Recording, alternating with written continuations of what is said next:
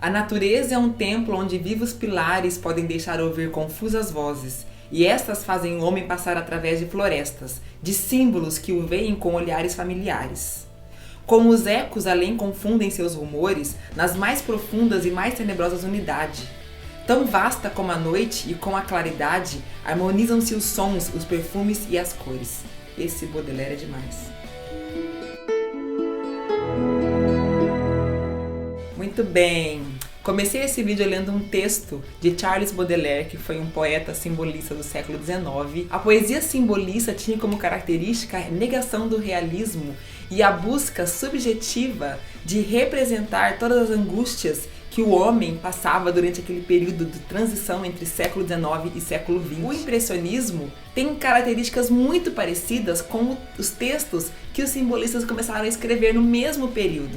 Então a gente pode perceber que a arte conversa com todas as linguagens, com a música, com a literatura, com a dança e assim por diante. Então o impressionismo, assim como o simbolismo, começaram a representar grandes modificações que aconteceram na sociedade no final do século XIX.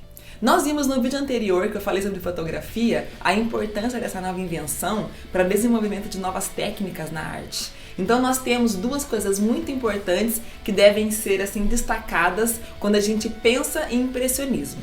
Nós temos a invenção da bisnaguinha de tinta e nós temos o desenvolvimento da fotografia. A bisnaga de tinta permitiu ao artista pintar ao ar livre. Ele poderia pegar essas bisnagas que eram pequenas, colocar em bolsas, colocar no próprio bolso da roupa, sair e pintar ao ar livre, no mesmo momento em que ele observava aquela paisagem. A fotografia permitiu ao artista representar as paisagens, tudo que ele fosse pintar, de uma forma não tão realística, porque a fotografia já era realista ao máximo, era uma técnica extremamente realista. Então ele poderia buscar novas formas de representação. Essas duas invenções permitiram a arte criar esses todos ismos que nós conhecemos, impressionismo, expressionismo, cubismo.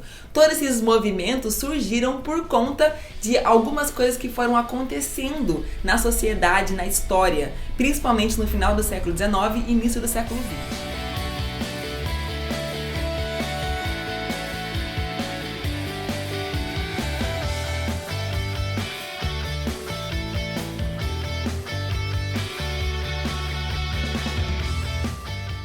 A estética impressionista provocou uma ruptura entre a pintura acadêmica e esse novo tipo de pintura que estava começando a surgir. Por quê? O artista pintava ao ar livre, então ele observava a paisagem no mesmo momento em que ela estava acontecendo.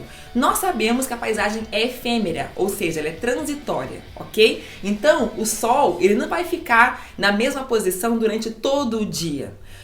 Aquela paisagem ela vai sofrer algumas modificações por conta da luz do sol, que não é a mesma o dia todo. Então ele começou a perceber esses tipos de nuances que acontecem na própria natureza. Por estar pintando ao ar livre, ele não tinha tempo de ficar misturando a tinta na palheta, pintando com delicadeza e com toda a calma do mundo. Não, porque a natureza está em constante transformação. Então ele tinha que pintar muito rápido. Essa nova arte, essa nova pintura, começou a apresentar características muito próprias, como por exemplo, manchas.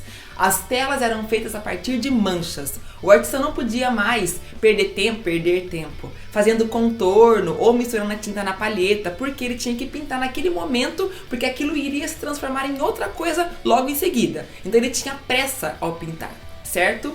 Isso fez com que a tela parecesse simplesmente as impressões daquilo que estava sendo representado, não aquilo em si. Vou explicar melhor. Quando, por exemplo, Monet começou a representar suas primeiras paisagens impressionistas, tudo que ele fazia dava a impressão de ser uma paisagem, mas não era nitidamente uma paisagem. Por conta disso, dessa nova forma de pintura, surgiu o nome impressionismo. Monet pintou a tela em impressão sol nascente e os críticos, ao observarem essa tela, constantemente diziam: nossa, dá a impressão de ser uma paisagem, mas não é uma paisagem. Então, de tanto falar impressão, surgiu então o nome impressionismo. Na verdade, foi uma piadinha que eles fizeram, foi uma sacanagemzinha que eles fizeram. Era um nome pejorativo, impressionismo.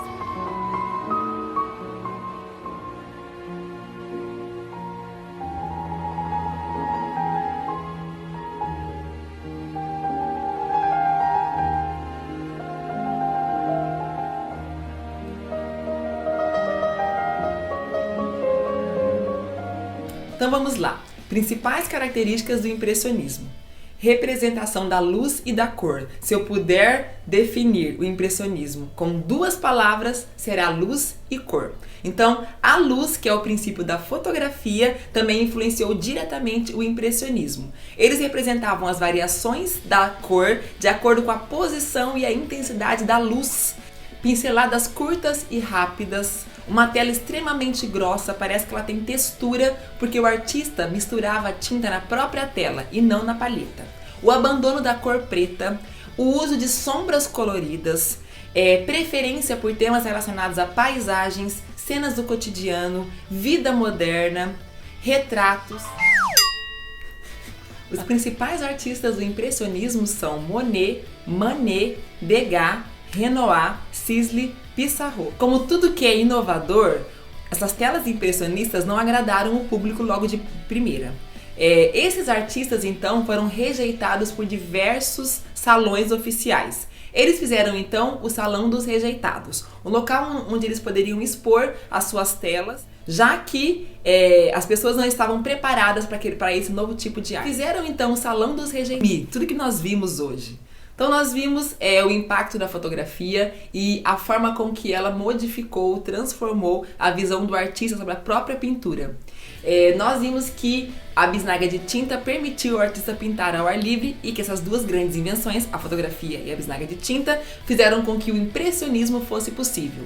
O impressionismo foi um movimento que representava a transitoriedade das cores de acordo com a luz, principalmente do sol, a luz natural.